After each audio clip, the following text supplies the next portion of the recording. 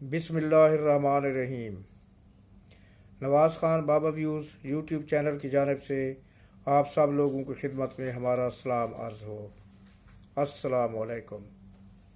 हमें उम्मीद है कि आप लोग जहाँ जहाँ भी होंगे अपने दोस्त अहबाब, अपने अपने अज़ीज़ व अकारिब, अपने अहल खाना, अपने अहल ख़ानदान, अपने रिश्तेदारों, हमसायों के साथ ना सिर्फ ये कि खुश खुरम होंगे बल्कि अपने अपने रोज़मर्रा के कामों में मसरूफ़ होंगे। हमारी दुआ है कि अल्लाह ताला ना सिर्फ आपकी इन खुशियों को दवाम बख्शे, उनमें इजाफ़ा फरमाए, बल्कि आप हमेशा इसी तरह खुश खुरम रहें और तादेर सलामत रहें। शुक्रिया।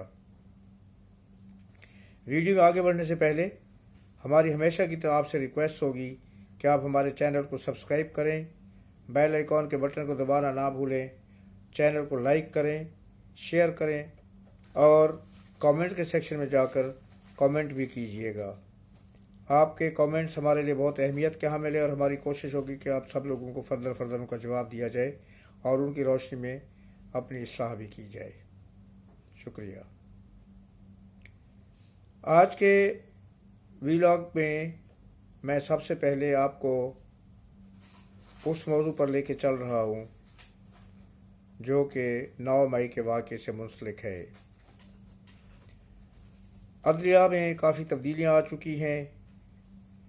चीफ जस्टिस ऑफ पाकिस्तान तब्दील हो चुके हैं। बंदियाल साहब जो कि जज के साथ साथ चीफ जस्टिस के साथ साथ पीटीआई के वकील के तौर पर भी काम कर रहे थे, अब जज तो वो नहीं रहे, रिटायर हो गए हैं, लेकिन वकील के तौर पर शायद वो अब भी काम करते रहे और अब खुल के काम करेंगे। हो सकता है कल वो कटहरे में आप उनको पीटीआई के रहनुमाओं का दिफा करते हुए भी देखें। और चीफ जस्टिस बंदियाल साहब अपनी पूरी घन गरज के साथ, अपनी पूरी अहलियत के साथ, अपने पूरे रोब दबदबे के साथ अदलिया में अपना काम शुरू कर चुके हैं। आज भी उन्होंने एक बहुत ही बड़े इजलास की सदारत की।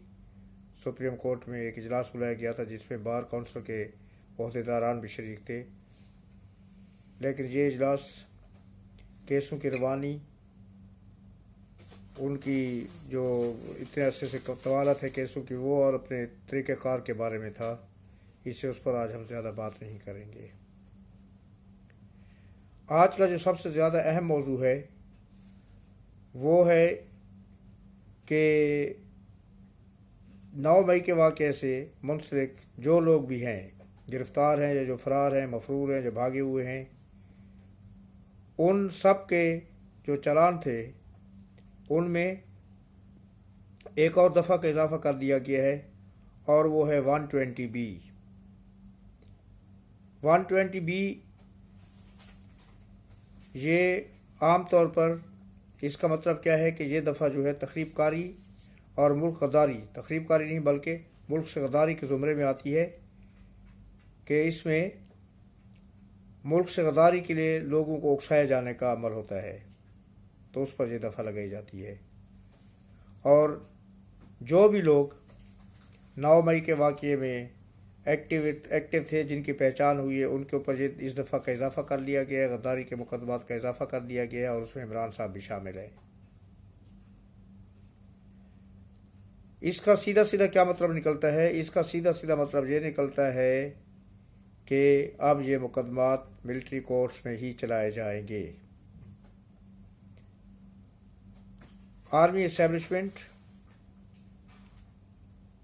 आर्मी की तनसीबात, सरकारी तनसीबात पर हमला करना, उनके लिए उनको लोगों को उकसाना, मुल्क से गद्दारी के लिए उकसाना, तो ये मुकदमात मिलिट्री कोर्ट्स में चल सकते हैं, सिविल अदालतों में नहीं चल सकते। ये एक वाज़ेह इशारा भी है लोगों के लिए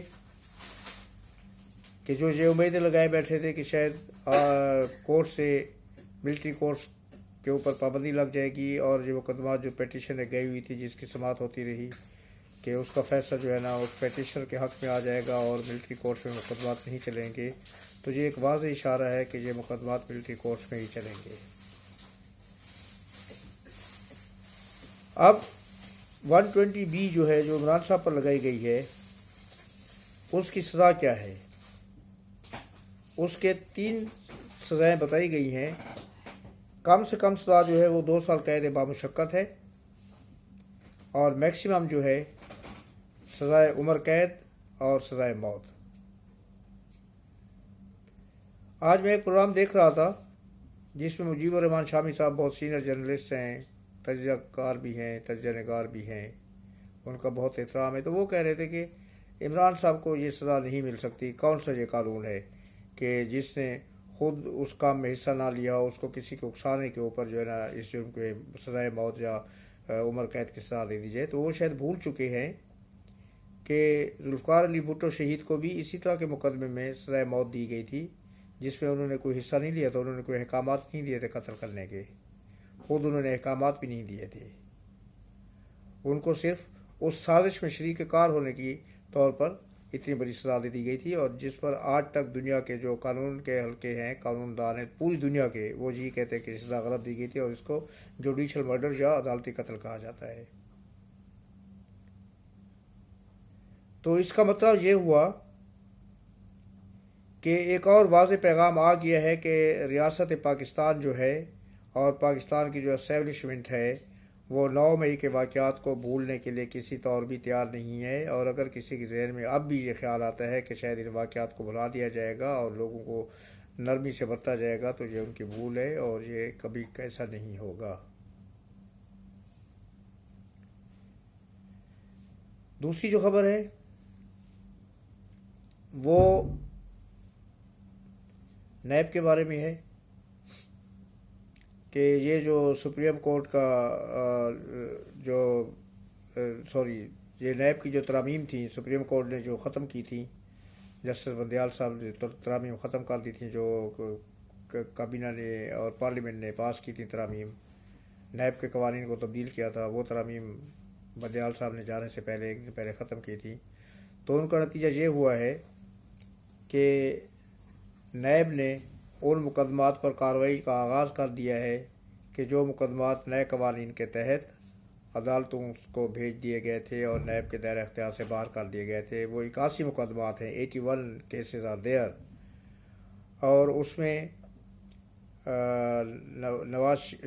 جناب آصف زرداری، شہید خاقان عباسی، سابق وزیر اعظم یوسف رضا گیلانی جیسے لوگ شامل ہیں، اور غالباً شاید شہباز شریف صاحب بھی ہیں، جیسے شہباز شریف، آصف زرداری صاحب، شہباز شریف صاحب، شہید خاقان عباسی اور یوسف رضا گیلانی، یہ 4 نامور شخصیات ہیں جن کے مقدمات اس میں شامل ہیں، اور یہ مقدمات دوبارہ کھولنے کی تیاریاں شروع کر دی گئی ہیں اور اس میں موو کرنا شروع کر دیے نیب نے اس سلسلے میں۔ اب اس کے اوپر بھی نظر ثانی کی درخواست یا پیٹیشن میرے خیال میں جمع کرا دی گئی ہے۔ اب اس کا کیا فیصلہ ہوتا ہے؟ اگر اس کا فیصلہ وہ ہوتا ہے کہ دوبارہ جو فیصلہ وہ بحال کر دے جائے، جو عدالت کا جو پارلیمنٹ کا کیا کہتے ہیں اختیارات ہیں اس کو تسلیم کر لیا جاتا ہے، اور یہ عدالت جو ایک کیس چل رہا ہے سپریم کورٹ کا پروسیجر ایکٹ جو چل رہا ہے اس کے ججمنٹ اینڈ پروسیجرز، تو اس میں اگر یہ تسلیم کر لیا جاتا ہے کہ یہ اختیار جو ہے پارلیمنٹ کے پاس ہے، وہ کوئی بھی قانون بنا سکتی ہے، تو پھر وہ امینڈمنٹ پھر دوبارہ اپنی جگہ پر واپس آ جائے گی اور پھر یہ کیسز ختم ہو جائیں گے، اور اگر عدالت اس کے برخلاف فیصلہ کرتی ہے تو پھر نیب کے کیسز دوبارہ شروع ہو جائیں گے، اور پھر یہ جو 4-5 نام بتایا اور ان کے ساتھ اور بھی بہت سارے نام جڑے ہوئے ہیں جن کو پھر دوبارہ مشکلات کا اور انتہائی زیادہ مشکلات کا سامنا کرنا پڑ سکتا ہے۔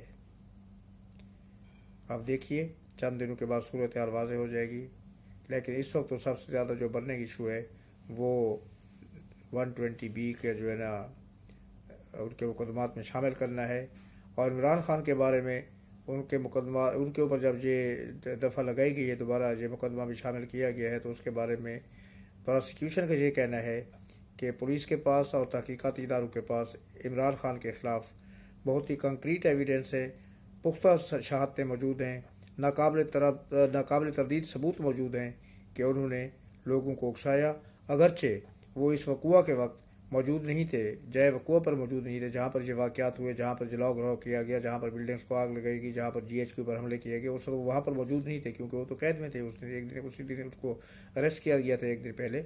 लेकिन इस चीज़ के पुख्ता सबूत मौजूद हैं कि उन्होंने लोगों को उकसाया, उन्होंने उनकी रहनुमाई की।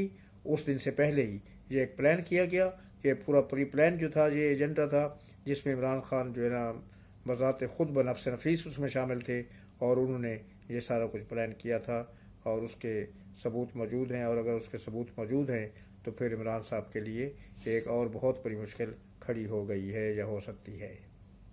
अब वो इसका सामना कैसे करते हैं?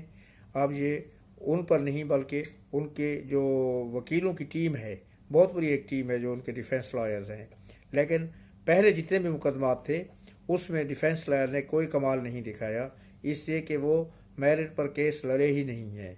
उनको पता था कि वो जाएंगे, अदालतों से उनको रिलीफ मिल जाएगा, उनके जो बड़े वकील बंदियाल साहब बैठे हुए हैं तो उनको तो कुछ कहने की ज़रूरत नहीं होती थी। लेकिन अभी उस दिन जो जरा हुई है, जो बहस हुई है सुप्रीम कोर्ट में, सुप्रीम कोर्ट के फुल कोर्ट के सामने, उससे ये महसूस हो गया है कि इनके वकला की कोई तैयारी नहीं थी। और अब जब भी उनको अदालतों में किसी भी मुकदमे के सिलसिले में पेश होना होगा तो उनको पूरी भरपूर तैयारी के साथ आना होगा, वरना उसका नुकसान जो है वो इमरान साहब को ही पहुँचेगा। अगर वकीलों ने अपनी रविश जारी रखी और उसमें मेरिट पर मुकदमे की तैयारी करने की बजाय वो फिर सियासत को घुसेड़ते रहे तो फिर उसका नुकसान सरासर इमरान साहब को होगा और ऐसा नाकाबिल तलाफी नुकसान होगा कि जिसकी कहीं पर भी वापसी नहीं हो सकेगी। आज तक के लिए इतने काफ़ी। जिंदा सोबत बाकी तो फिर अगले व्लॉग के साथ जल्दी हाजिर खिदमत होंगे। उस वक्त तक के लिए हमें इजाज़त दीजिए। अल्लाह पाक आपको अपने हिफ्ज़ मान में रखे। अल्लाह निगहबान। अल्लाह हाफिज़। अस्सलाम वालेकुम और शुक्रिया।